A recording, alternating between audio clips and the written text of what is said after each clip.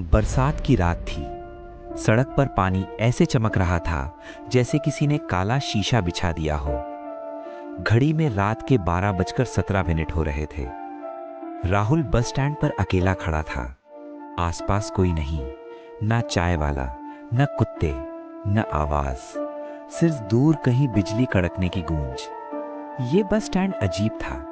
सरकारी रिकॉर्ड में ये 15 साल पहले बंद हो चुका था। फिर भी आज राहुल यहीं खड़ा था क्योंकि उसके मोबाइल में यही लोकेशन दिख रही थी। बस आएगी भी या नहीं, राहुल ने खुद से बुदबुदाया। तभी पीछे से किसी के चलने की आवाज आई। छप छप छप। राहुल ने पलट कर देखा।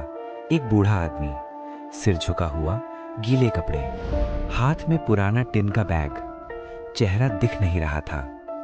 बेटा, आखिरी बस आएगी क्या? आवाज कांप रही थी, लेकिन उसमें अजीब सी ठंडक थी।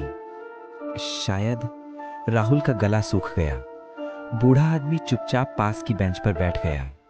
कुछ सेकंड की खामोशी, फिर क्लिक क्लिक। बस स्टैंड की एकमात्र स्ट्रीट लाइट जल उठी और उसी रोशनी में राहुल ने देखा, बेंच गीली नहीं थी, फिर भी बूढ़े के नीचे से पानी टपक रहा था। राहुल ने निगल कर पूछा, आप बारिश में आए हो? बूढ़ा धीरे धीरे मुस्कुराया। मैं तो बहुत पहले से भीगा हूं। राहुल का दिल जोर से धड़कने लगा। तभी सड़क के मोड़ से बस आती दिखाई दी, लेकिन उस बस की हेडलाइट पीली नहीं थी, वो धुंधली सफेद थी, जैसे कब्रिस्तान की रोशनी। बस रुकी, दरवाजा अपने आप खुला। क्री। कंडक्टर ने कोई टिकट नहीं मांगा। ड्राइवर ने पीछे मुड़कर देखा भी नहीं।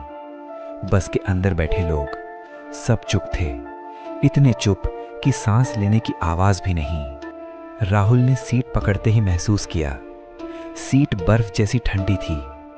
बस चल पड़ी। थोड़ी देर बाद राहुल ने ध्यान दिया, बस शहर की तरफ नहीं जा रही थी। सड़कें बदल चुकी थीं, चारों तरफ जंगल, कोई स्ट्रीट लाइट नहीं। भैया, ये रास्ता गलत है, राहुल ने डरते हुए कहा। ड्राइवर बोला नहीं। तभी पीछे से वही बूढ़ा आदमी बोला, रास्ता सही है, मंजिल अलग है। राहुल ने घबरा कर पूछा, कौन सी मंजिल? बूढ़े ने सिर उठाया।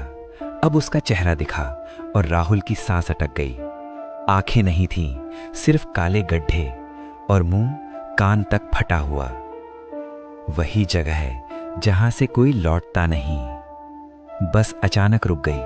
खिड़की से बाहर देखा तो एक टूटा फूटा फाटक, उस पर जंग लगा बोर्ड, शमशान घाट। बस के सारे यात्री एक एक कर उतरने लगे। अब राहुल ने ध्यान दिया, उन सब के पैरों की परछाई नहीं थी। उसका पूरा शरीर सुन्न हो गया। मैं नहीं उतरूंगा, राहुल चीखा। कंडक्टर पहली बार बोला, जो इस बस में बैठ गया वो उतरता यही है।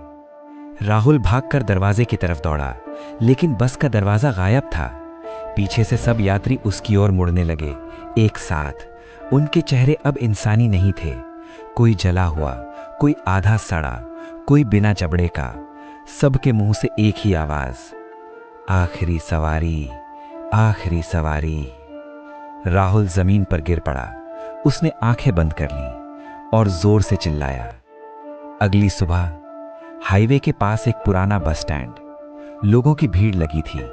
बीच में राहुल का मोबाइल पड़ा था। स्क्रीन पर आखिरी नोटिफिकेशन चमक रहा था, आप अपनी मंजिल पर पहुंच चुके हैं।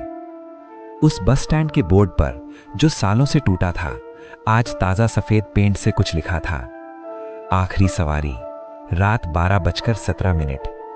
और मजेदार बात यह कि आज भी हर रात कोई ना कोई वहां बस का इंतजार करता है और कभी वापस नहीं आता।